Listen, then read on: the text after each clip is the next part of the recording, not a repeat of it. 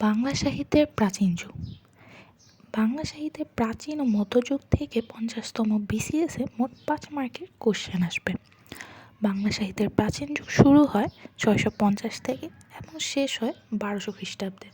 এটা শহীদুল্লাহর মতে। সুনীতি কুমারের মতে বাংলার প্রাচীন যুগ 950 থেকে 1200 খ্রিস্টাব্দ।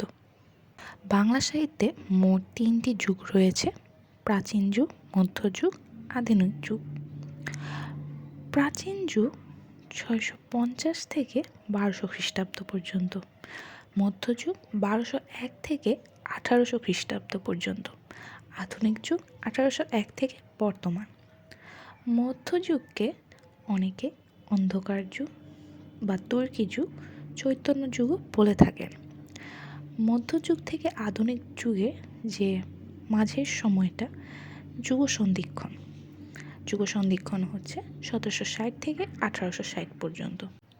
যুগ সন্ধিক্ষণের এই 100 বছরে মাত্র একজন কবি ছিলেন, তার নাম ঈশ্বরচন্দ্র গুপ্ত।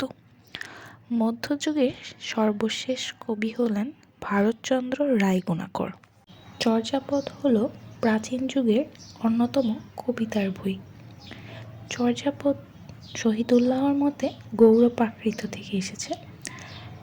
সুনীতি কুমার চট্টোপাধ্যায়ের মধ্যে মাগধ প্রাকৃত থেকে লেখা হয়েছে।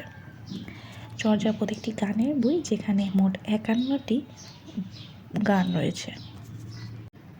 ডক্টর মোহাম্মদ শহীদুল্লাহ চর্যাপদকে বঙ্গ কামরূপী ভাষা বলেন, আর হরপ্রসাদ শাস্ত্রী এটাকে সান্ধ্য, সন্ধ্যা বা আলো আঁধারের ভাষা বলেন। চর্যাপদ পয়ার ও ত্রিপদী ছন্দ বা মাত্রাবৃত্ত ছন্দে রচিত। শহীদুল্লাহর মতে চর্যাপদের কবি 23 জন ও সুকুমার সেনের মতে 24 জন। 1907 সালে হরপ্রসাদ শাস্ত্রী নেপালের রাজদরবার থেকে চর্যাপদ উদ্ধার করেন। এটি বঙ্গীয় সাহিত্য পরিষদে 1916 সালে প্রকাশ করা হয়।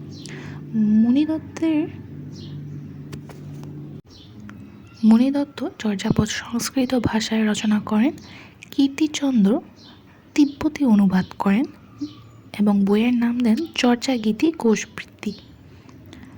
প্রবোধচন্দ্র বাগচি চর্যাপদের তিব্বতী অনুবাদ আবিষ্কার করেন। শহীদুল্লাহ তার বুদ্ধিস্ট মিস্টিক সং 1927 সালে রচনা করেন। Suniti Kumar the origin and development of Bengali language রূপে 1926 সালে বইটি রচনা করেন। চর্যাপদে মোট 46টি পদ পাওয়া গেছে। 23 নং পদের প্রথম 6 লাইন পাওয়া গেলেও শেষ 4 লাইন পাওয়া যায়নি। 23 নং পদ রচনা করেন ভূসুকুপা।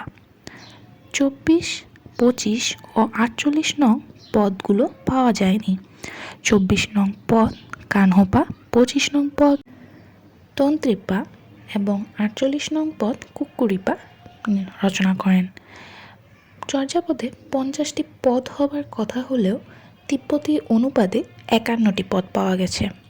চর্যাপদের প্রথম পদটি লিখেছেন লুইপা, দ্বিতীয় পদটি লিখেছেন কুক্কুরিপা। ভূসুকুপা 6 নং পদ বা আপনা মাংসে হরিনাম বৈরী পদটি রচনা করেন। এছাড়াও আরও কিছু পদ এখানে দেয়া হলো।